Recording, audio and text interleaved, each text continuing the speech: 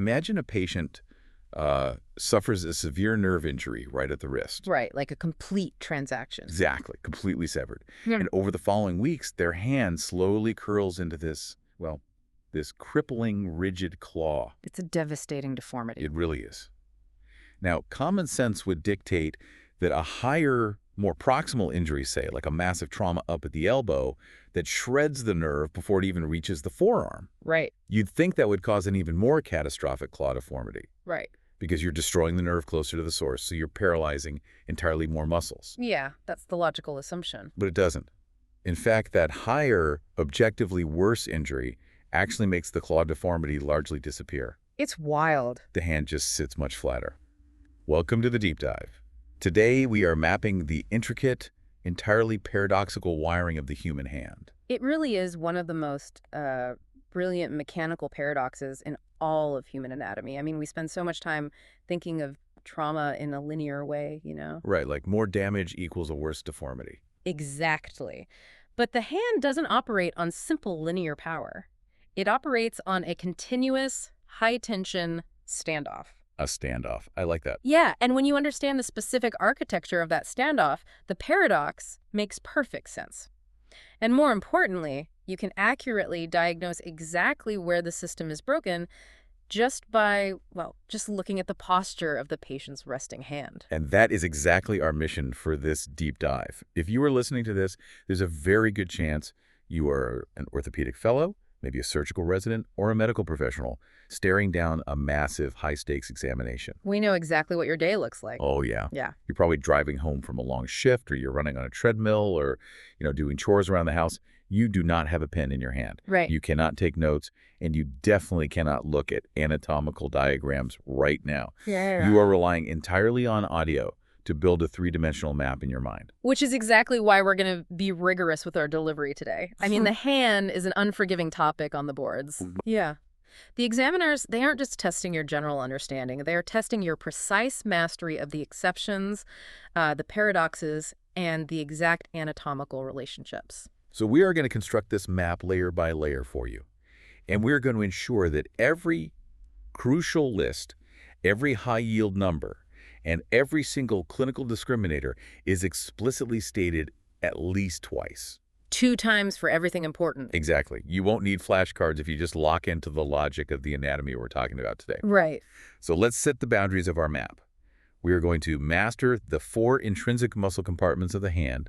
We're going to trace the exact delivery routes of the major nerves driving those muscles. Specifically the median and the ulnar nerves, yeah. Right, along with the radial nerve's sensory contribution. We'll identify the 3 distinct anatomical squeeze points where these nerves get compressed, isolating Guyon's canal in detail. That's a big one. Huge. We'll unpack that mind-bending ulnar paradox we mentioned. And finally, when the nerve is dead and the muscle is permanently paralyzed, we will cover the absolute non-negotiable rules of tendon transfers to just rewind and rewire the entire system.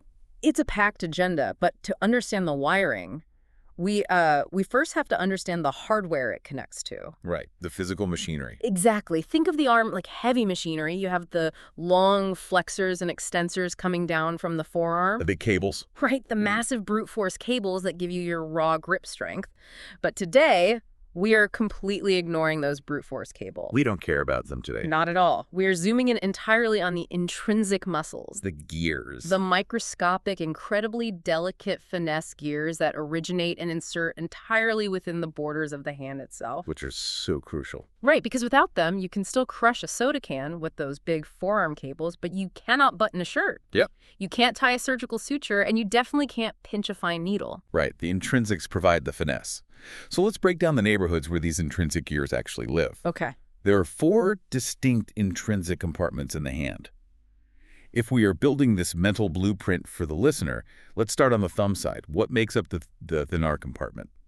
So the thenar compartment is that meaty, muscular base of the thumb. The big bump. Yeah, the pronounced mound on the radial side of your palm. Functionally, this group is responsible for positioning the thumb in space, bringing it out of the plane of the palm so it can actually interact with the other fingers. Got it. And anatomically, what's inside? Anatomically, the thenar compartment contains exactly 3 muscles: the abductor pollicis brevis, the flexor pollicis brevis, and the opponens pollicis. Okay, so if I'm visualizing the thenar group, it is strictly that triad. The abductor pollicis brevis, the flexor pollicis brevis, and the opponens pollicis. APB, FPB, and OP. I'm going to say that one more time for the folks driving. Please do. The thenar compartment is exactly 3 muscles. The abductor pollicis brevis, the flexor pollicis brevis, and the opponens pollicis. APB, FPB, OP. Yeah, APB, FPB, OP. The abductor pulls the thumb away, the flexor bends it at the base, and the opponens, well, it rotates the metacarpal so the pad of the thumb can squarely face the pads of the other digits. The true thenar eminence. Right. Now, if we move directly across the palm to the ulnar side, over to the base of the little finger, we find basically the mirror image. The hypothenar compartment. Yes. And structurally, the hypothenar compartment mimics the thenar side almost perfectly. It's the fleshy mound on the pinky side, right? Right. And just like the thenar group, it contains exactly 3 muscles with almost identical naming conventions. Okay, lay them out. You have the abductor digiti minimi, the flexor digiti minimi, and the opponens digiti minimi. Let's lock that mirror image in twice for the listeners. The hypothenar compartment is the abductor digiti minimi, the flexor digiti minimi, and the opponens digiti minimi, ADM, FDM, ODM. So we have our thumb side triad and our pinky side triad. Yes. ADM, FDM, and ODM. And before we move to the remaining 2 compartments, we really need to address the psychology of the exam regarding these 2 groups. Oh, the mind games. Oh, totally. Board examiners know exactly how our brains process patterns, and they know that under the stress of a timed test, candidates rely super heavily on word association. Which brings us to the first major exam trap. Yes. The classic, which of the following is not a thenar muscle question. I remember getting burned by this one. Everyone does. They ask you to identify the muscle that does not belong in the thenar compartment, and the most common distractor they use, the bait, is the opponens digiti minimi. I can see exactly why that works. Your brain is scanning the options, it sees the word opponens, and because opposition is literally the defining characteristic of the human thumb, you just immediately lunk that word into the thenar compartment. Exactly. Your brain sees opponens and immediately thinks thumb. But the opponens digiti minimi is strictly a hypothenar muscle. It belongs entirely to the little finger's opposition group. Rotating the 5th metacarpal to meet the thumb, you have to actively fight that word association. The opponens digiti minimi is hypothenar, not thenar. That is such a crucial distinction. The name literally points you to the minimi, the little finger. So we have to force our brains to read the whole anatomical name, not just the first word. So trap number 1, repeating it to lock it in. The opponens digiti minimi is absolutely hypothenar, not thenar, once more. The opponens digiti minimi is the hypothenar muscle. It is not in the thenar compartment. Okay, so we've covered the radial and ulnar borders. Yeah. What is the third compartment? The third is the adductor compartment. And what makes this compartment so unique is that it contains only one single muscle. Just one. Just one. The adductor pollicis. It lives all by itself, deep in the web space between the thumb and the index finger. Which brings us to the second massive exam trap, doesn't it? Because the adductor pollicis physically inserts onto the thumb and drives the action of the thumb, candidates desperately want to group it into the thenar compartment. It just seems like it belongs with the APB, FPB, and OP. Why doesn't it? Because embryologically, functionally, and anatomically, it is a completely separate entity. Okay, explain that. Well, the adductor pollicis is this massive fan-shaped muscle. It has a transverse head and an oblique head, and its primary job is brute pinch strength. Like holding a key. Exactly. Pulling the thumb forcefully against the index finger, like when you're turning a heavy key in a really stiff lock. It doesn't sit in that superficial thenar mound. It sits deep across the metacarpals. Therefore, it has its own distinct fascial enclosure. So if a multiple choice question asks you to identify the contents of the thenar compartment, and one of the options includes the adductor pollicis, that option is factually incorrect. Absolutely incorrect. The adductor pollicis sits in its own distinct adductor compartment. It is completely isolated from the thenar triad. Let's cement that trap right now. Double repetition for the driver. The adductor pollicis is in its own distinct compartment. It is never classified as a thenar muscle. Stating that again, the adductor pollicis exists in its own isolated adductor compartment, not the thenar compartment. Right, so we have the thenar triad, the hypothenar triad, and the lone adductor. That just leaves the vast space in the middle of the hand. Right, the fourth and final neighborhood, the central compartment. This compartment fills the spaces between landor sole to the metacarpal bones. Intricate workhorses. Exactly. It's home to the interosseis and the lumbricals. Okay, if you only remember one conceptual takeaway from this breakdown of the compartments, it is this. The thenar muscles are strictly the APB, FPB, and OP. The two high-yield exam traps to avoid are that the opponens digiti minimi is hypothenar, despite the word opponens, and the adductor pollicis lives entirely alone in its own distinct compartment. That is the foundational blueprint. Yeah. If you hold those 4 compartments clearly in your mind, everything else we discuss regarding nerve routing is just going to neatly overlay right onto it. Let's transition into the mechanics of that fourth neighborhood, the central compartment, because this is where the true complex finesse of the hand happens. Oh, absolutely. Let's start with the interosseis. They're tucked right between the metacarpal bones. Functionally, how do we keep their actions straight under pressure? For the interosseis, we rely on 2 incredibly robust, universally accepted mnemonics. DAB and PAVE. DAB and PAVE? Yeah, they dictate the primary functions of the dorsal and palmar groups perfectly. Let's spell those out clearly. I always picture someone playing a really wide chord on a piano versus holding a handful of water. That is the perfect visualization. So DAD, DAB, dorsal, interossei, abduct the fingers. They spread them out. Right. They spread your fingers wide apart, away from the midline of the hand, exactly like reaching for a wide piano chord. Then you have PAD, palmar interossei, adduct the fingers. Pulling them in. Yes. They bring the fingers tightly together, closing the gaps like you're cupping your hand to hold water. So spreading the fingers wide is the dorsal group abducting. Pulling them tight together is the palmar group adducting. Let's run the double repetition on those mnemonics, because they are the key to clinical testing. You got it. DAB, dorsal interossei adduct. PAD, palmar interossei adduct. Saying it one more time to solidify that pattern for you. DAB, dorsal interossei abduct. PAD, palmar interossei adduct. So if a patient has weakness spreading their fingers against resistance, you know immediately there's an issue with the dorsal interossei. It's that simple. No. Now, what about the other residents of the central compartment, the lumbricals? I love these because they're absolutely fascinating muscles. They don't even attach to bone on both ends, do they? They don't. They are truly unique in the human body. The lumbricals actually originate off a tendon. Which is crazy. Right. Specifically, they originate off the flexor digitorum profundus tendons, and then they insert onto the extensor expansion mechanism of the fingers. Wow. So they bridge the two systems. Exactly. Because they bridge the flexor and extensor systems, they perform a highly specialized dual action known as the intrinsic plus posture. Break down the mechanics of the intrinsic plus posture for us. What exactly are the lumbricals doing to the joints? So the lumbricals cross the metacarpophalangeal joints, the MCPs, your main knuckles on the volar side, the palm side. Okay. So when they contract, they flex those knuckles, but then they travel dorsally to insert onto the extensor hood of the fingers. So simultaneously, their contraction extends the interphalangeal joints, the IPs, keeping the actual fingers completely straight. I always try to visualize this dynamically. If you hold your hand out and make it look like a tabletop. Yes, the tabletop position. Right, where your main knuckles are bent at a sharp 90-degree angle, but your actual fingers are jutting out perfectly straight. That is the intrinsic plus position. Flexion at the MCP, extension at the IPs. Exactly. Knuckle bent, fingers straight. And if we connect this to the broader functional requirement of the hand, that intrinsic plus posture is the absolute prerequisite for gripping any large object. Like what? If you want to hold a thick textbook or grip a baseball or grasp the steering wheel of your car, you must be able to flex the base of your fingers while keeping the tips relatively extended. The lumbricals make that possible. Now, in an exam setting, they don't just ask what a muscle does, right? Yeah. They want to know exactly where it lives in three-dimensional space. Spatial anatomy is huge. Right. And there is a very specific, deeply tested anatomical relationship in the central compartment regarding how these intrinsic muscles navigate around the local ligaments.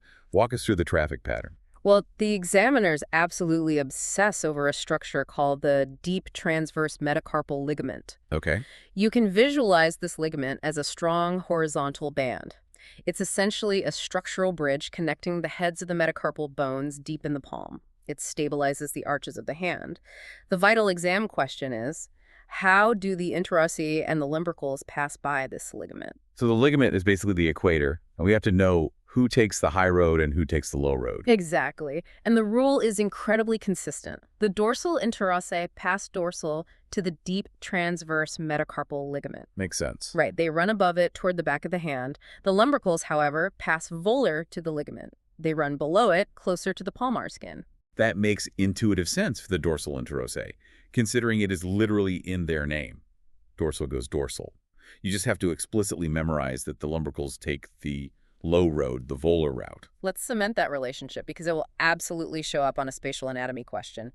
Dorsal interossei pass dorsal to the deep transverse metacarpal ligament. Lumbricals pass volar to it. Repeating that for the listeners. Dorsal interossei run dorsal to the deep transverse metacarpal ligament, while the lumbricals run volar to the ligament.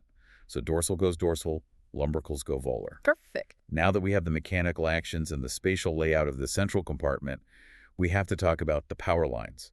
Because the central compartment is highly unique in that it represents a shared territory, doesn't it? It really is. It's the borderland. Right, it's where the median nerve and the ulnar nerve divide up the real estate of the hand. How exactly does that split occur? The division of the lumbricals is the clearest example of this shared territory. You have 4 lumbricals, 1 for each finger. The innervation is a clean geographic split right down the middle. The radial 2 lumbricals, the ones driving the index and middle fingers, are innervated by the median nerve. Okay. The ulnar 2 lumbricals driving the ring and little fingers are innervated by the ulnar nerve. Okay, so the lumbricals are split 50-50 between the median and ulnar nerves. Radial 2 are median, ulnar 2 are ulnar. But what about the interossei? Do they follow that same geographic split? They do not, and this is where the balance of power shifts dramatically. Oh boy. All of the interossei, every single dorsal interosseous and every single palmar interosseous, are entirely innervated by the ulnar nerve. Wait, let me do the math on that. If the ulnar nerve takes the ulnar 2 lumbricals plus every single interosseous muscle, while the median nerve only gets the 2 radial lumbricals, that means the ulnar nerve essentially owns the central compartment. It absolutely does. The vast majority of the intrinsic muscle mass, and therefore the vast majority of the delicate balancing forces in the hand, belongs to the ulnar nerve. This is exactly why an ulnar nerve lesion is so functionally devastating. When the ulnar nerve goes down, you don't just lose a couple of actions, you experience a massive system-wide power outage in the central compartment. The hand loses its fine motor control. Exactly, and its balance, which ultimately results in the claw deformity we discussed at the top of the show. It's the catastrophic collapse of the intrinsic plus posture. Let's do the repetition for that innervation split, as it literally dictates all of hand neurology. Listeners, lock this in. The radial 2 lumbricals are innervated by the median nerve. The ulnar 2 lumbricals and all the interossei are innervated by the ulnar nerve. Stating it again for your mental map. The radial 2 lumbricals belong to the median nerve. The ulnar 2 lumbricals and all the interossei belong entirely to the ulnar nerve. Spot on. So tying this critical segment together for you listening, if you only remember one functional block from the central compartment, it is this. Dorsal interossei abduct, that's DAB, and run dorsal to the deep transverse metacarpal ligament. Lumbricals flex the MCP and extend the IPs, run volar to the ligament, and importantly, only the radial 2 lumbricals are median. The rest of the complex intrinsics in that space are entirely ulnar. That perfectly summarizes the mechanics and the wiring of the central hand. Beautiful. So we've defined the neighborhoods. Now we have to track the delivery trucks that supply them. I want to trace the median nerve first. All right, let's do it. Let's follow its exact route from the moment it enters the proximal forearm, all the way down through the wrist and into its final destinations in the hand. Where does it make its first deliveries? As the median nerve enters the proximal forearm, its first job is to supply the superficial flexor muscles. These are the muscles that give your wrist and fingers their gross flexing power. To the big cables again. Right. It branches off to hit the pronator teres, the flexor carpi radialis, or FCR, the palmaris longus, and the flexor digitorum superficialis, the FDS. Okay, so those are the superficial stops. Mm-hmm. But then the median nerve drops a highly specialized, absolutely critical branch that the exams love to test, right? Oh, they love it, yes. In the proximal forearm, the median nerve gives off the anterior interosseous nerve, commonly known as the AIN. The AIN. You must know the A-ine deeply. The A-ine is a pure motor branch. It has absolutely no sensory fibers to the skin whatsoever. Zero sensory. Zero. And its delivery route is remarkably specific. It has exactly 3 stops. Detail those 3 stops for us. What is the A-ine driving? The A-ine supplies the flexor pollicis longus, the FPL. It supplies the radial half of the flexor digitorum profundus, the radial FDP, which curls the tips of the index and middle fingers. And finally, as it terminates near the wrist, it supplies the pronator quadratus. So if I'm conceptualizing the IN, it is essentially the dedicated wire for precision pinch. Exactly. It drives the tip of the thumb via the FPL and the tip of the index and middle fingers via the radial FDP. It is the motor for the OK sign. Let's run the double rep on that critical 3-muscle supply list. The anterior interosseous nerve supplies the flexor pollicis longus, the radial half of the flexor digitorum profundus, and the pronator quadratus. Saying it again, folks. The AIN is a pure motor branch supplying the FPL, the radial half of the FDP, and the pronator quadratus. So the main trunk of the median nerve drops off the AIN in the upper forearm and then continues its journey down toward the wrist. Right. Now, I know the exam treats the physical course of this nerve like GPS coordinates. They want to know exactly what fascial layer it is hiding under. Yeah. Where is the median nerve physically running as it transits the mid-forearm? In the mid-forearm, the median nerve runs deep to the flexor digitorum superficialis, the FDS. Under the FDS? Yes. It is safely tucked underneath the broad, muscular belly of the FDS, basically sandwiched between it and the deeper FDP muscles. It's traveling through this deep, protected tunnel, but it has to surface eventually to get into the carpal tunnel, right? Where does it emerge? Exactly. Just proximal to the wrist crease, the muscle bellies turn into tendons, and the median nerve becomes superficial. It pops out right between the tendons of the palmaris longus and the flexor carpi radialis.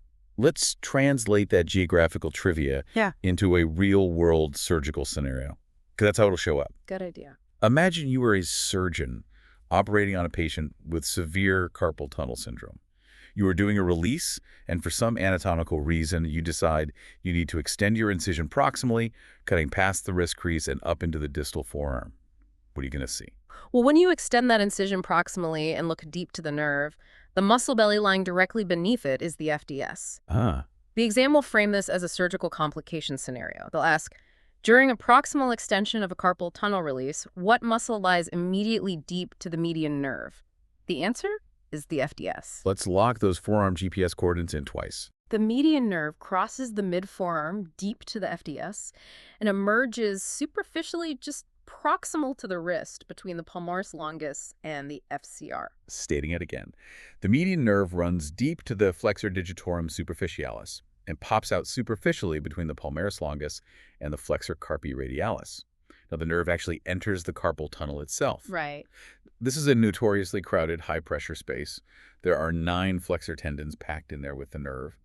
Where does the median nerve physically sit relative to those other structures? Inside the carpal tunnel, the median nerve is the most superficial structure, sitting just underneath the dense transverse carpal ligament. Okay. And its key lateral relationship is that it sits just superficial and slightly ulnar to the flexor pollicis longus tendon. So the FPL tendon is your radial-most landmark inside the tunnel, and the median nerve is sitting right next to it, just to the ulnar side, pushed up against the roof of the ligament. Exactly. Let's repeat that relationship, because knowing exactly where it sits prevents iatrogenic injury during a release. Go for it. In the carpal tunnel, the median nerve sits superficial and just ulnar to the FPL. Again, listen up. Inside the carpal tunnel, the median nerve is the most superficial structure and sits just ulnar to the flexor pollicis longus tendon. Once it safely navigates through the tunnel, it has finally arrived in the hand. What are its final motor deliveries? Once it exits the tunnel into the palm, it gives off a critical branch called the recurrent motor branch. The recurrent branch. Yes. This branch takes a sharp turn, looping back to supply the thenar eminence. Specifically, it innervates the adductor pollicis brevis, the opponens pollicis, and the superficial head of the flexor pollicis brevis.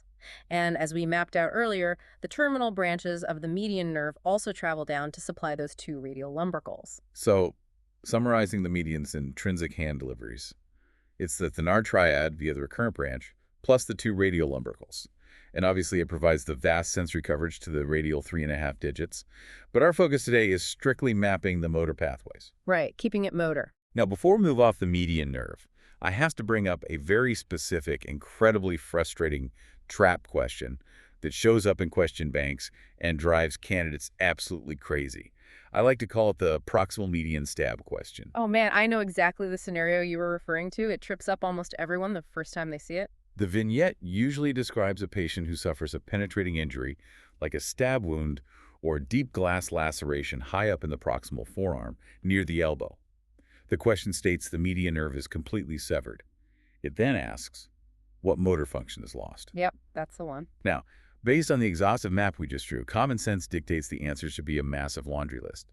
You lose the superficial forearm flexors, all the precision AIN muscles, the entire thenar compartment, and the radial lumbricals. Everything downstream. Right. But when you check the answer key, the correct option is oddly, confusingly narrow. Break down why the exam does this. This is a perfect example of a multiple choice question testing your test-taking logic rather than just your anatomy. Okay, how so? Well, you're absolutely right about the physiological reality. A true, complete, high median nerve laceration knocks out everything downstream. It is a catastrophic loss of forearm and hand function. But often, the question writers purposefully design the 4 options to test whether you can accurately isolate the specific intrinsic hand deficits caused by that high lesion, intentionally ignoring the forearm deficits for the sake of the question's format. So they give you options that only describe combinations of hand muscles, and you have to find the correct subset that matches the median nerve's territory. Yes. The marked correct answer often zeroes in on just the hand loss. It'll say, paralysis of the radial 2 lumbricals and the abductor pallosus brevis. Wow. Now, is that the only thing paralyzed in a proximal stab wound? Of course not. The FPL is gone, the FDP is gone, but out of the options provided, it is the only one that correctly describes the hand's deficit from that high lesion. The danger here is that a candidate reviews that question, sees the narrow answer in the key, and accidentally shrinks their mental map. They start subconsciously believing that a high median lesion somehow only affects the intrinsic hand muscles. Which would be a fatal anatomical error on a different question. You must hold the entire broad map in your head. Understand the massive loss of both the forearm flexors and the intrinsics. But if the exam forces you into a narrow set of options that only discuss the hand, you confidently select the option that correctly identifies the radial 2 lumbricals and the thenar muscles. You have to know the reality of the anatomy, but you also have to know how to play the game of the exam. Exactly. It's about knowing the rules well enough to navigate the exceptions. Let's distill this entire delivery route down. If you only remember one conceptual map for this segment about the median nerve, the AIN branch supplies the pure motor precision of the FPL, radial FDP, and pronator quadratus. The recurrent motor branch supplies the thenar muscles and the radial 2 lumbricals in the hand. And physically, the median nerve uniquely runs deep to the FDS in the forearm, only surfacing just proximal to the wrist between the palmaris longus and the FCR. That is the complete median circuit. We have covered an immense amount of foundational ground, so it is time for our first mid-dive review. Let's do it. If you are driving or running, keep focused on what you're doing, but listen closely as we volley these facts. We are going to rapid fire this to lock in the spaced repetition. I'll throw the concept, you hit a definition. 4 intrinsic compartments. Go. Thenar, APB, FPB, OP adductor, strictly the adductor pollicis alone, hypothenar, ADM, FDM, and the classic trap muscle, opponents digiti minimi, central, the lumbricals, and interosseous. The actions for DAB and PB. DAB, dorsal interosseous abduct, PAD, palmar interosseous adduct. The traffic pattern around the deep transverse metacarpal ligament. Dorsal interosseous run dorsal to the ligament, lumbricals run volar to it. The lumbrical innervation split. The radial 2 lumbricals are median. The ulnar 2 are ulnar. Remember, everything else in the central compartment is ulnar. And finally, the median nerve's delivery route. The AIN branch supplies the FPL, radial FDP, and pronator quadratus. The recurrent branch hits the thenar group, and the main trunk runs deep to the FDS in the forearm, popping out between palmaris longus and FCR at the wrist. Excellent. The foundation is absolutely locked. Now, let's pivot to the second major delivery truck. We are leaving the median territory and picking up the ulnar nerve as it arrives at the wrist. Okay, the ulnar side. And at the wrist, the ulnar nerve does not go through the carpal tunnel. It travels through its own highly specific, highly tested space, Guyon's Canal. Guyon's Canal is incredibly high yield for fellowship exams. The examiners basically live on this anatomy. And the simplest, most effective way to understand Guyon's Canal is to realize it is entirely a 3-zone story. Map these 3 zones for us.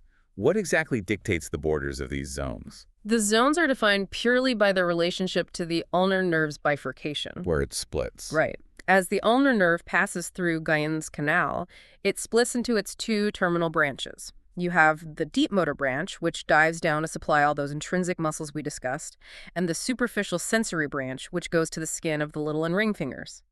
Where a lesion occurs relative to that split defines the zone. Okay, let's start proximal, zone 1. Zone 1 encompasses the canal proximal to the bifurcation. Before it splits. Exactly. In Zone 1, the nerve is still a single, combined, robust trunk containing both motor and sensory fibers. Therefore, a compression or a lesion in Zone 1 gives you mixed symptoms, both motor weakness in the intrinsics and sensory numbness in the fingers. Moving distally after the split. What is zone 2? Zone 2 surrounds specifically the deep motor branch after it has diverged. It tracks the nerve as it dives deep around the hook of the hamate. Because it only contains the motor branch, a lesion in Zone 2 is pure motor. Pure motor. Yes. You get intrinsic muscle wasting, but absolutely no sensory loss. And zone 3? Zone 3 surrounds the superficial sensory branch after the split. So a lesion here is pure sensory, numbness and tingling, but perfectly intact muscle strength. It is such a clean mechanical classification system. Proximal is mixed, the deep branch is motor, the superficial branch is sensory. Let's hammer the double repetition so it becomes reflexive. You got it. Zone 1 is mixed motor and sensory. Zone 2 is pure motor. Zone 3 is pure sensory. Saying again, zone 1 is a mixed lesion, zone 2 is pure motor, zone 3 is pure sensory. Now, in the real world of an orthopedic clinic and subsequently on the exam, certain pathologies prefer certain zones of this canal, right? What is physically causing the compression inside Guyon's canal? If you look at the statistics across the entire canal, the single most common cause of ulnar tunnel syndrome, accounting for roughly 80% of all non-traumatic cases, is a ganglion cyst. 80%. Yeah. That is an overwhelming majority. Where do these cysts typically arise, and what zones do they hit? Ganglion cysts in this area typically arise from the underlying carpal joints, and they almost always compress zones 1 and 2. Oh, okay. Therefore, patients with a ganglion typically present with either mixed signs or pure motor signs. You rarely see a ganglion cyst causing a pure sensory zone 3 lesion. And obviously trauma plays a role too. A fracture of the hook of the hamate is notorious for impinging on the deep motor branch in zone 2. But what about zone 3? What pathology specifically targets that pure sensory branch? A pure sensory lesion in zone 3 is classically caused by ulnar artery thrombosis. This is often referred to clinically as hypothenar hammer syndrome. This is the classic occupational vignette on the test. Always. A construction worker or a mechanic who uses the fleshy base of their palm as a literal hammer to bang things into place. Over time, that repetitive blunt trauma damages the ulnar artery, which runs right alongside that superficial sensory branch in zone 3. The artery thromboses, swells, and compresses the sensory nerve. Exactly. They present with numbness in their little finger, maybe some cold intolerance from the vascular damage, but perfectly normal grip strength and normal intrinsic muscle bulk. Let's play out another clinical scenario to make this concrete. A patient walks into your clinic with a slow-growing ganglion cyst deeply compressing zone 2. What exactly are you going to see when you look at their hands, and what will you find on physical exam? Because zone 2 is pure motor, you are going to see pronounced wasting and weakness of the ulnar innervated intrinsic muscles, specifically the interossei. The most obvious visible clinical sign is profound atrophy of the first dorsal interosseous muscle. That's the muscle belly right in the web space between the thumb and the index finger on the back of the hand. Yes, in a healthy hand, that web space has a convex, meaty bulge. When the deep motor branch is compressed in zone 2, that muscle wastes away and the area turns into a sunken concave valley. It's very visible. Very.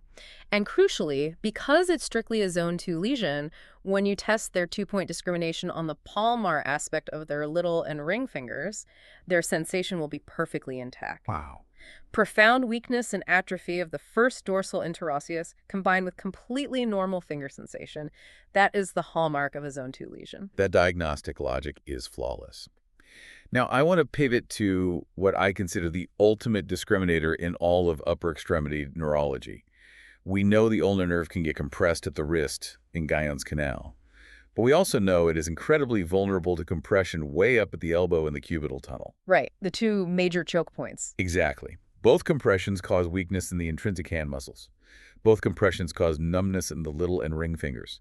So when a patient presents with a classic ulnar nerve palsy, what is the absolute best, most reliable clinical test to prove whether the lesion is located at the wrist or all the way up at the elbow? This relies on a truly beautiful piece of developmental anatomy.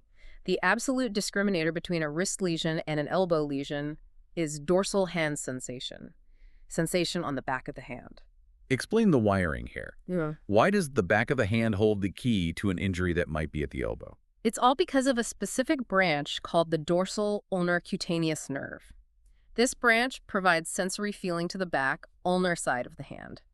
The crucial anatomical fact is where this branch leaves the main ulnar nerve trunk. Okay, where does it leave? It does not branch off inside the hand. It branches off roughly 5 to 8 centimeters proximal to the wrist joint, high up in the distal forearm. So it takes an early exit off the highway. It bypasses Guyon's canal entirely, traveling over the dorsal aspect of the wrist. Exactly. It bypasses the tunnel. So if a patient has a compression isolated to Guyon's canal at the wrist, that dorsal sensory branch is completely unaffected because it already left the main nerve well above the crush point. Ah, I see. The patient will have numbness on the palm side of their fingers, but perfectly normal sensation on the back of their hand. However, if the compression is up at the elbow in the cubital tunnel, every single branch downstream is affected, including that early exiting dorsal cutaneous branch. So if the dorsal hand sensation is spared, it means the nerve must be healthy in the forearm and the lesion is isolated to the wrist. If the dorsal hand sensation is lost, the lesion has to be higher up at the elbow. That is the gold standard clinical discriminator. Let's do the repetition because I guarantee you will see a question describing a patient with an ulnar palsy, and you will have to localize it based on this exact finding. Go for it. Spared dorsal hand sensation localizes the ulnar lesion to the wrist, not the elbow. Lost dorsal sensation localizes it to the elbow. Again, listen closely. Spared dorsal hand sensation equals a wrist lesion. Lost dorsal sensation equals an elbow lesion. This precise mechanism perfectly explains the classic handlebar palsy seen in long-distance cyclists, doesn't it? It does. A cyclist gripping dropped handlebars for hours puts direct, prolonged mechanical pressure squarely on Guyon's canal at the wrist. Just leaning their whole body weight on it? Right. They come into the clinic complaining of numb little and ring fingers on the palm side, and their hands feel weak and clumsy. But when you lightly brush a paperclip across the back of their hand, the sensation is perfectly crisp and normal.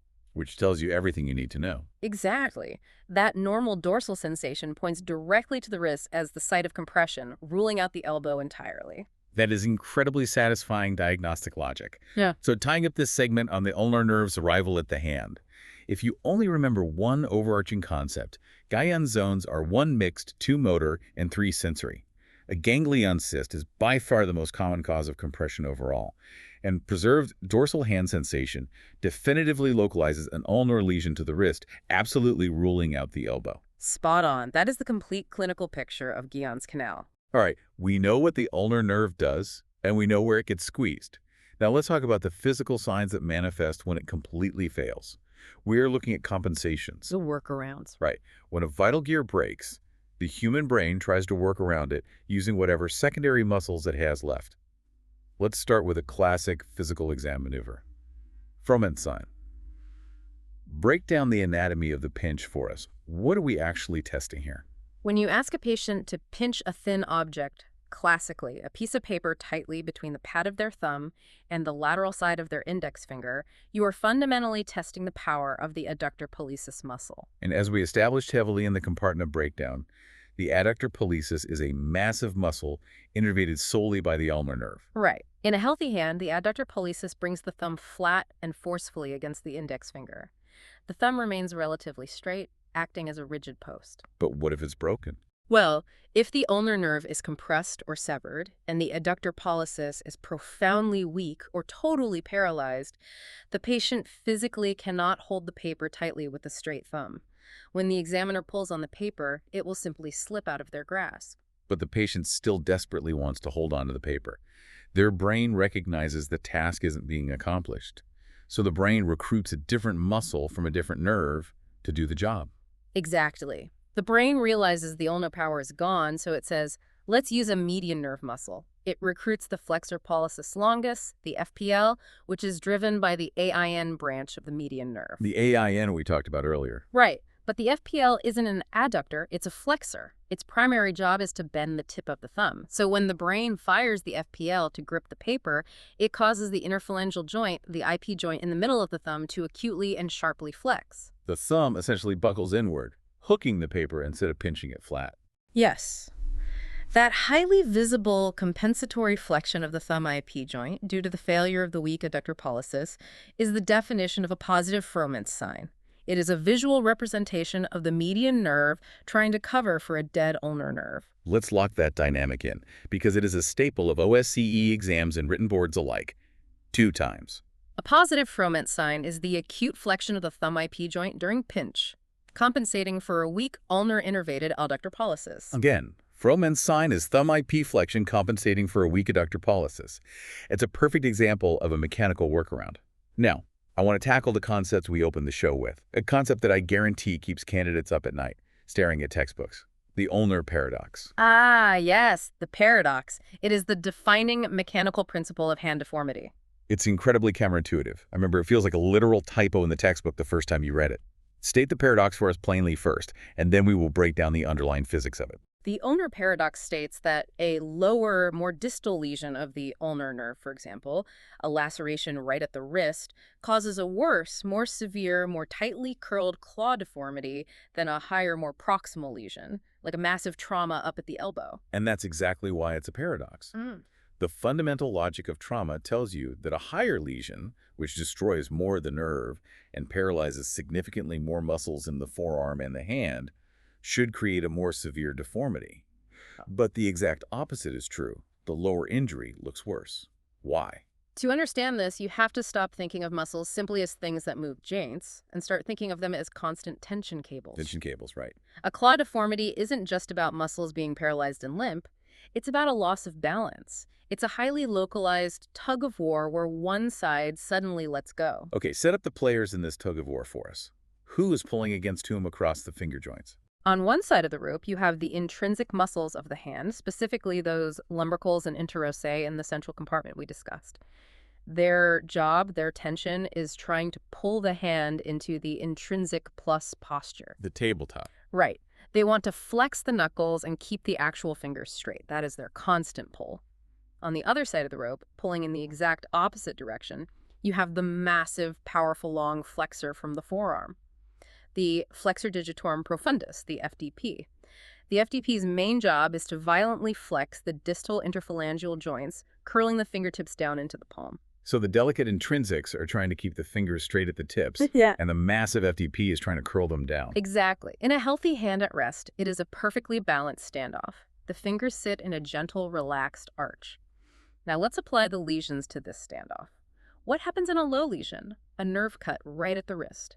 Well, in a low lesion at the wrist, the ulnar nerve supply to the intrinsic muscles in the hand is completely severed.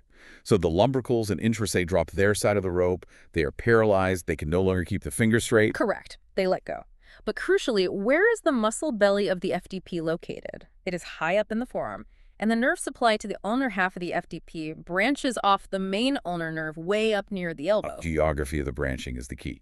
So in a low wrist lesion, the nerve signal to the FDP has already safely exited the highway far above the injury. Yes. The FDP is completely intact, fully innervated, and firing on all cylinders. Precisely. So the stabilizing intrinsics are dead, but that massive FDP muscle is still pulling with all its resting tension, totally unopposed. It violently flexes the ring and little fingertips dragging them down into the palm. You get a severe, dramatic, tight claw deformity. Okay, so the rope is being pulled entirely by the FDP. Now let's move the lesion high up to the elbow. A massive trauma. If you have a high lesion at the elbow, the ulnar nerve is cut before it reaches anything. So the intrinsics in the hand are paralyzed. They drop the rope just like before, but critically, that high lesion also paralyzes the ulnar half of the FDP in the forearm. So both sides drop the rope entirely. Exactly. The powerful long flexor that would normally forcefully curl the fingertips into a claw is paralyzed right alongside the intrinsics. Without the FDP constantly pulling the fingertips down, the hand doesn't curl tightly. The joints just sort of hang there in a flaccid, much softer, far less pronounced posture. That is brilliant biomechanics. A high lesion paralyzes the very muscle that causes the worst, most visually striking part of the clawing. Paralyze the flexor too, and the claw essentially softens into a gentle droop. That is the mechanism of the paradox. Let's do the double repetition on this, because it is conceptually heavy and absolutely vital for understanding hand trauma. The ulnar paradox dictates that a lower ulnar lesion claws worse than a higher one, because the higher lesion also paralyzes the FDP that would otherwise pull the fingertips down into the claw. Let's say it again, envisioning that tug-of-war. A lower ulnar lesion claws worse than a higher one, because a higher lesion also paralyzes the FDP that would otherwise pull the fingertips down into a rigid claw. And there is a second, equally frustrating, intensely clinical version of this paradox regarding the timeline of nerve recovery, right? Yes, the recovery paradox. This is where you really have to counsel your patients.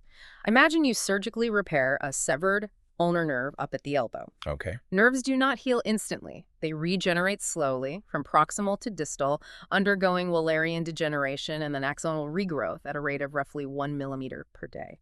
The nerve essentially has to slowly grow from the elbow all the way down to the hand. Like a slow-moving train laying down new track as it goes down the arm. Right. And because the muscle belly of the FDP is located proximally in the upper forearm, the regenerating nerve reaches it first.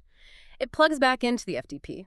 The FDP comes back online and its resting tension returns months and months before the slow-growing nerve ever reaches the intrinsic muscles deep in the hand. So for a period of several months, as the patient is healing, you have accidentally recreated the exact scenario of the low-risk lesion. The FCP is awake and pulling, but the intrinsic stabilizers are still dead and waiting for the nerve to arrive. Exactly. So as the patient recovers, their claw deformity actually gets worse and much tighter before it ever gets better. It is a terrifying moment for a patient if you don't warn them in advance. They must think the surgery failed. They do. You have to explain to them, hey, the claw deepening is actually a sign of success. It means the nerve is successfully growing down the arm and has reached the flexor ahead of the intrinsics. The standoff will be balanced again once the nerve finally reaches the hand. That is clinical gold. It turns a patient's fear into actual proof of healing. If you only remember one overarching concept from this segment, the ulnar paradox states a lower ulnar lesion claws worse than a high one because the high lesion paralyzes the FDP muscle that creates the severe clawing force. That is the core of the paradox. Incredible. All right, it is time for our second mid-dive review. We are locking in Guyon's Canal and the ulnar paradox. Dual delivery, peer-to-peer. Let's run it. Guyon's canal zones. Zone 1 is mixed. Zone 2 is purely motor. Zone 3 is purely sensory. The ultimate discriminator for a wrist lesion versus an elbow lesion. Dorsal hand sensation. Sensation spared on the back of the hand equals a wrist lesion. The underlying mechanism of a positive Froment sign. You are testing the adductor pollicis. The thumb IP flexes to compensate using the median innervated FPL. And the mechanical summary of the ulnar paradox. A low lesion claw is worse because the FDP pulls unopposed. A high lesion paralyzes the FDP, softening the claw entirely. Beautiful.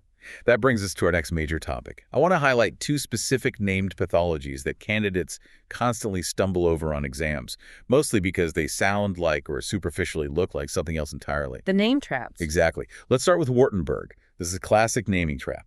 There's a Wartenberg syndrome and there is a Wartenberg sign. Clarify the distinct difference between the two. This is a vital distinction, and examiners love to use one as a distractor for the other. Robert Wartenberg was a prolific neurologist, so his name is attached to multiple, completely unrelated findings. Unfortunate for us studying. Right. So Wartenberg syndrome is a nerve compression issue. Specifically, it is the compression of the superficial sensory branch of the radial nerve. Where exactly does that compression typically happen anatomically? It typically happens in the mid to distal forearm. The superficial radial nerve emerges from under the muscle belly of the brachioradialis, running between it and the extensor carpi radialis longus, the ECRL. As it transitions from deep to superficial, it can get scissored between those two tendons. What causes that? It is often mechanically provoked by forced, repetitive forearm pronation, like a carpenter repeatedly using a screwdriver. And what are the defining symptoms of this syndrome? Well, because the superficial branch of the radial nerve is a purely sensory branch, Wartenberg syndrome is a purely sensory problem. There is absolutely zero motor loss. The patient complains of pain, numbness, and burning tingling over the dorsal-radial aspect of the hand, specifically the back of the thumb and the web space up to the index finger. You can usually elicit a strongly positive Tinel sign simply by tapping over the nerve in the forearm where it emerges. Okay, so Wartenberg syndrome is the superficial radial nerve. It is purely sensory, and it causes dorsal-radial numbness. Got it. Now, what is Wartenberg sign? Why do people get them hopelessly mixed up? They mix them up solely because of the eponym, but clinically and anatomically, they are worlds apart. Wartenberg sign is an ulnar motor issue. It is the chronically abducted little finger you see in a severe ulnar nerve palsy. When the patient's pinky drifts away from the ring finger and they physically cannot pull it back in to close the gap. Exactly. It's caused by profound weakness of the third palmar interosseous muscle, which normally adducts the pinky, pulling it inward. Without that adductor tone, the extensor digiti minimi pulls the finger outward unresisted. I see. So Wartenberg sign is an ulnar motor problem indicating intrinsic weakness.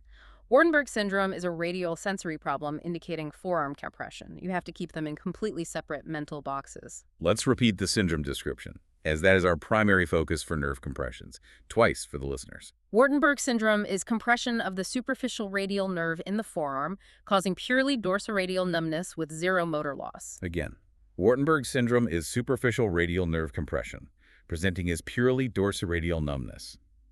Now let's look at the second notoriously tricky pathology in this segment, anterior interosseous nerve palsy, or AIN palsy.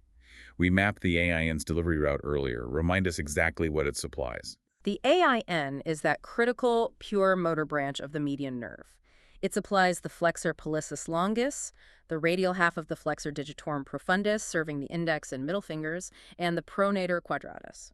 So if a patient develops a neuropathy, specifically isolating the AIN, what is the clinical picture? What do they complain of when they walk into the clinic? Because it's a pure motor nerve, they have absolutely no sensory loss, no numbness, no tingling. Their chief complaint is usually a sudden clumsiness or profound weakness in their pinch. They will tell you they drop small objects or they can't fasten buttons. When you ask them to make an OK sign, bring the very tips of their thumb and index finger together to form a perfect circle, they physically cannot do it. Break down why they can't do it. What is physically failing at the joint level? They have lost the power of the FPL, so they cannot flex the interphalangeal joint of the thumb.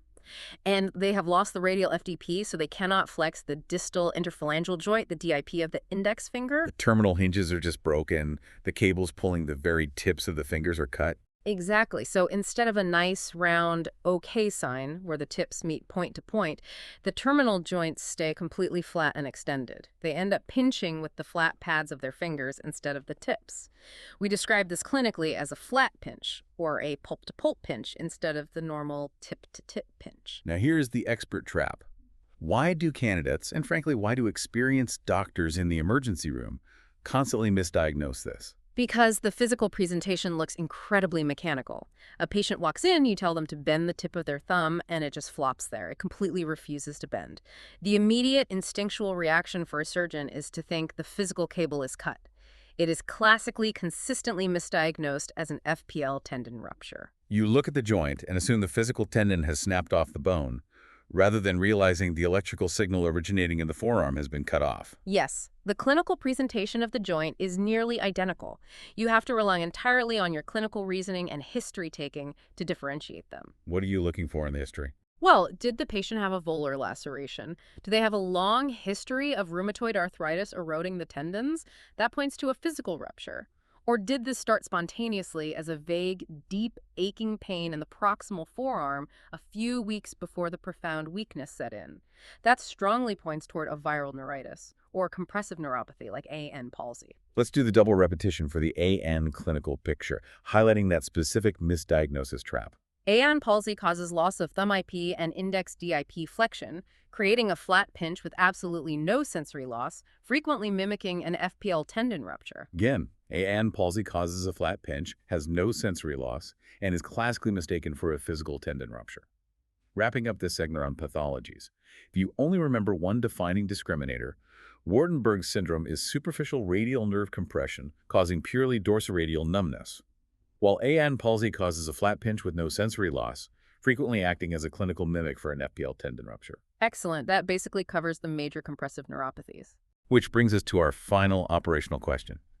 We have mapped the normal wiring, we have identified where the nerves get crushed, and we have discussed the resulting deformities. Now let's say the absolute worst case scenarios happen. The nerve is completely gone. Right. The nerve is dead. The cable was cut too high up, it's heavily scarred, and it is simply not coming back. We have a permanently paralyzed, irreversibly atrophied muscle in the hand. How do we restore function? How do we rewire the machine? This brings us to the elegant, deeply complex principles of tendon transfer. The concept is straightforward. We take a healthy, working tendon from a muscle that still has an intact nerve supply, detach it from its normal insertion point on the bone, route it through the soft tissue, and attach it to the paralyzed tendon. We are essentially borrowing a healthy motor to restore a lost function. It sounds like incredible, almost miraculous biomechanical engineering. But obviously you can't just plug any random cable into any open port. There had to be strict physiological rules governing what works and what fails. There are absolute non-negotiable rules. These are often referred to as Blouth's principles or the general tenets of transfer. Let's go through the core requirements. First, the donor tendon must be truly expendable. Meaning you can actually spare it without crippling the patient in a new way. Yeah. You can't borrow a tendon if it's the only muscle performing a crucial task. You would just be trading one severe paralysis for another. Exactly.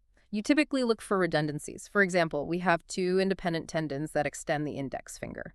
We can easily harvest one of them, the extensor indicis proprius, and the patient will still be able to point their finger normally. That makes it highly expendable. Okay, that's rule one. The second rule is that the donor muscle needs adequate power. We measure muscle power clinically on the MRC scale from 0, which is total paralysis, to 5, which is full normal strength against resistance. A donor muscle must be an absolute grade 5. Why is that rule so strict? If you just need a little bit of movement, why not use a muscle that is a grade 4? Because the simple act of transferring a tendon is incredibly traumatic to the biomechanics of the muscle. You are changing its original vector. You are forcing it to slide through newly created non-native fascial tunnels. You are creating unavoidable surgical scar tissue. So it's losing efficiency. All of this adds massive mechanical friction and disadvantage. It is a universal rule that a tendon typically loses one full MRC grade of power simply by being transferred. If you start with a 4, you inevitably end up with a 3, and a grade 3 muscle is not strong enough to be functionally useful against gravity and resistance. You must start with a 5 to end up with a 4. You lose a grade in transit due to friction. That makes total physical sense. What's the third rule? Adequate excursion. Excursion is the physical distance the muscle belly can contract and pull its tendon, the mathematical distance it travels. A donor muscle needs to have an excursion that closely matches the functional requirement of its new job. Makes sense. You cannot use a short excursion wrist muscle, which maybe moves 3 centimeters, to drive a long excursion finger flexor that needs to travel 7 centimeters to make a full fist. The gears simply don't match. Right. A tiny motor physically cannot reel in 3 feet of cable no matter how strong it is. What is the fourth rule? Synergistic action. This is where we account for the plasticity of the human brain. This means selecting a donor muscle that normally fires at the exact same time as the muscle you are trying to replace. Like how? For example, when you make a strong fist to flex your fingers, your brain automatically fires your wrist extensors to stabilize the wrist joint in extension. That is natural synergy. So if you need to replace a paralyzed finger flexor, using a wrist extensor as the donor is brilliant because the patient's brain already naturally fires that specific muscle at the exact right moment. Post-operative rehabilitation is drastically easier because you aren't fighting the brain's hardwired software. It's about matching the original motor programming. And the last rule. A straight line of pull. You want the newly routed tendon to run as perfectly straight as possible from its native origin to its new insertion. Sharp angles create massive friction, tethering, and eventual mechanical failure or rupture. One tendon, one function, straight line of pull. Let's do the double repetition on those core rules because they are the absolute foundation of reconstructive hand surgery and are universally tested. The rules of tendon transfer, an expendable donor, an MRC grade 5 power, adequate excursion, synergistic action, and a straight line of pull. Again, expendable, grade 5 power, adequate excursion, synergistic, and straight line. Now, I know the exam loves to test absolute contraindications. We know what makes a transfer work, but what is the absolute deal breaker? What completely precludes a surgeon from even attempting a tendon transfer on a patient? The absolute contraindication is a stiff, contracted target joint. The target joint must have full passive range of motion before you operate. Break down the physics of that for us. Why is a stiff joint a total barrier? Because a tendon transfer is purely a dynamic solution. It provides a pulling force. But if the joint you are trying to move is frozen by a rigid, static contracture, if the joint capsule is heavily scarred tight from disuse, or the bones have begun to fuse, no amount of dynamic muscle pull is ever going to move it. And it's just stuck. The new tendon will just fire and instantly snap or stretch out and fail. You cannot fix a static joint contracture with a dynamic tendon transfer. You can't put a brand new powerful engine in a car if the wheels are physically welded to the frame. Exactly. So a joint that will not passively correct to a neutral position when you manipulate it with your own hands is an absolute contraindication. You have to surgically release the joint capsule, perhaps do serial casting, and get the joint perfectly supple first before you even begin to think about transferring a tendon. Let's repeat that absolute rule, as it is a fundamental principle of orthopedics. The target joint must have full passive range of motion. A joint that will not passively correct to neutral is an absolute contraindication. Again, the target joint must have full passive range of motion. A static contracture absolutely precludes a tendon transfer. Let's look at a concrete example to tie all of this biomechanics together. Let's say we have a patient with a permanent, irreversible low ulnar nerve palsy. The adductor pollicis is completely dead. We need to restore thumb adduction so they can perform a strong key pinch again. What tendons are on the menu as donors? There are several well-described, highly successful transfers for this specific deficit. You can use the extensor carpi radialis brevis, the ECRB, elongated with a tendon graft. You can use the brachioradialis, also with a graft. You can reroute the extensor indicis proprius directly through the second metacarpal space. Or you can take the flexor digitorum superficialis of the ring finger and rotate it across the palm through a pulley. All of those respect the rules we just discussed and work beautifully. But the exam doesn't just want to know what works. They want to test if you know exactly what doesn't work. What is the specific tricky distractor they use for this adductor scenario? The classic exam trap is offering the extensor carpi radialis longus, the ECRL, transferred to the first dorsal interosseous. Why is that wrong? Both are in the hand. Both deal with ulnar nerve deficits. Because transferring the ECRL to the first dorsal interosseous is a real, valid procedure, but it is designed specifically to restore index finger abduction, not thumb abduction. Oh, I see. It addresses a completely different functional deficit of an ulnar palsy. So if the question asks, which of the following is not an option to restore isolated thumb abduction, the correct answer to select is the ECRL to the first dorsal interosseous. It's the right procedure for the wrong problem. So, wrapping up this final segment, our rules of rewiring. If you only remember one overarching concept, a tendon transfer strictly demands an expendable, powerful grade 5 synergistic donor with a straight line of pull. And crucially, a target joint that will not passively correct to neutral is an absolute non-negotiable contraindication to a transfer. That perfectly covers the biomechanics and the clinical reality. Which brings us to the grand finale. You've been listening, you've been driving, you've been absorbing the repetition and the deep biomechanics. Now it is time to fire those synapses rapidly. It is time for the lightning round. Ready? We are going to hit the highest yield facts we just discussed, fast and rhythmic. This is spaced repetition in its purest form. You ready to run the board? I'm ready. Fire away.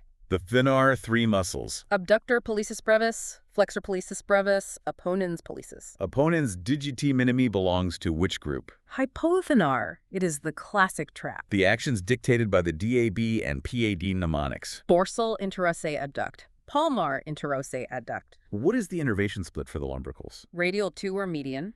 Ulnar 2 or ulnar. The AIN, pure motor supply triad. Flexor pollicis longus, radial half of the FDP, pronator quadratus. In the mid-forearm, the median nerve runs deep. To which specific muscle? The flexor digitorum superficialis, the FDS. A lesion specifically in Guyon zone 2 causes what clinical picture? Pure motor weakness.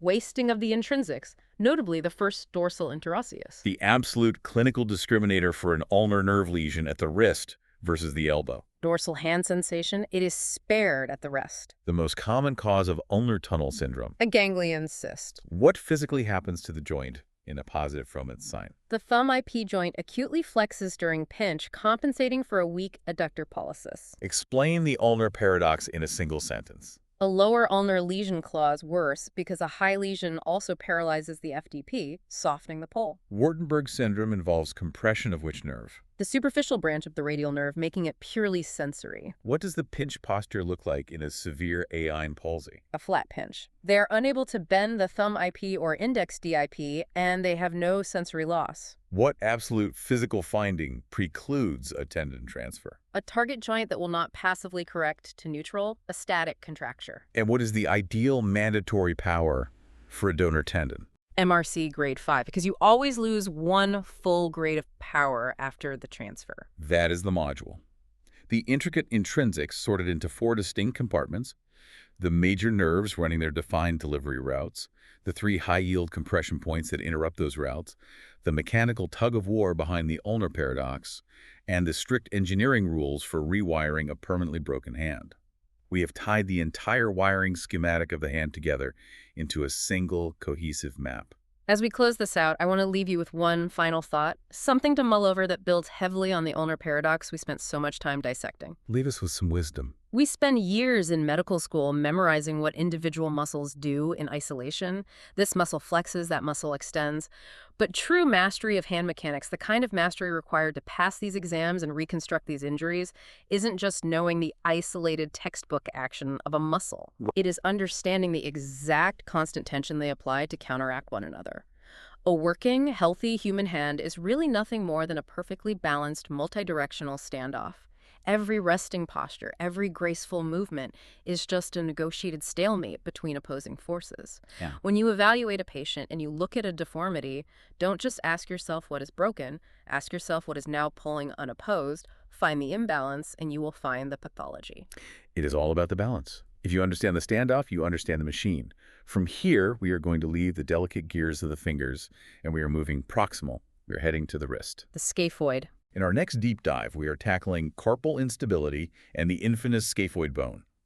We'll explore why the scaphoid's blood supply essentially runs backwards, why that evolutionary design flaw kills the proximal pole after a fracture, and how a neglected injury catastrophically collapses into a SNAC deformity. We will break down the major ligament injuries, scapholunate tears giving you a DC, lunotricutal tears giving you a VISI, and we will map the weak space of Poirier where the lunate escapes during a high-energy dislocation. It is arguably the most mechanically dense and structurally complex module in the entire orthopedic series. It's going to be an intense ride. In the meantime, the next time you are in the car or doing the dishes, consciously replay the sections on Guyon zones and the specific mechanics of the ulnar paradox. Those are the spatial concepts that require the most mental visualization to truly lock in. So keep that heavy machinery analogy in mind. You have the massive, thick brute force cables of the forearm and the delicate, intricate gears of the hand. Now you know exactly how they are wired together. We will see you in Module 4. See you there.